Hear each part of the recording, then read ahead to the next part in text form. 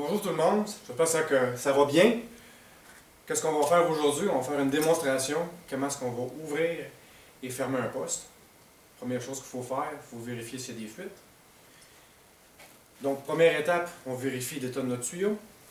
S'il n'est pas fissuré, craquelé ou réparé avec ce genre de collet-là.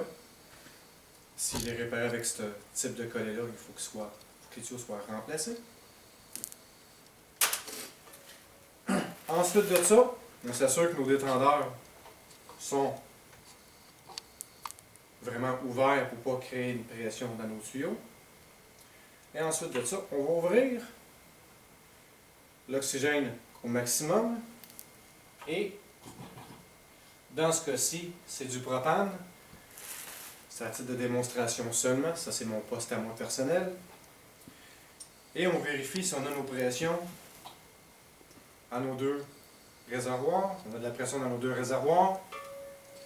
Nos robinets à chaque bout sont bien fermés. Ensuite de ça, on peut monter notre pression tranquillement.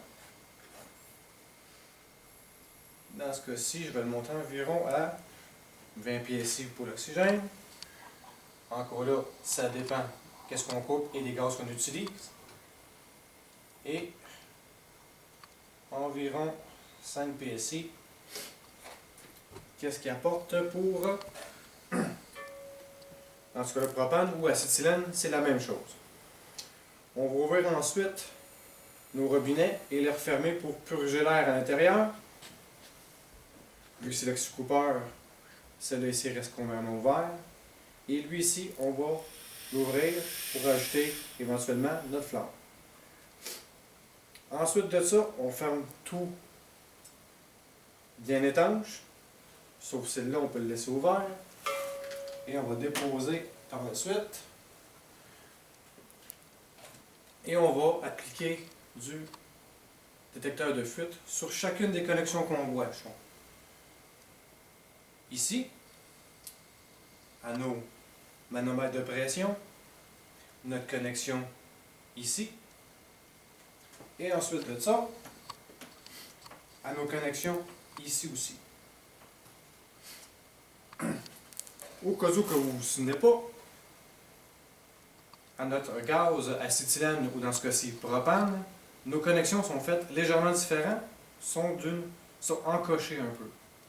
C'est seulement pour quand on va monter et démonter notre poste, ça va être vissé de l'autre sens. Donc, notre tuyau vert qui est l'oxygène va être vissé de façon conventionnelle et notre acétylène ou, dans ce cas-ci, propane va être vissé de l'autre sens.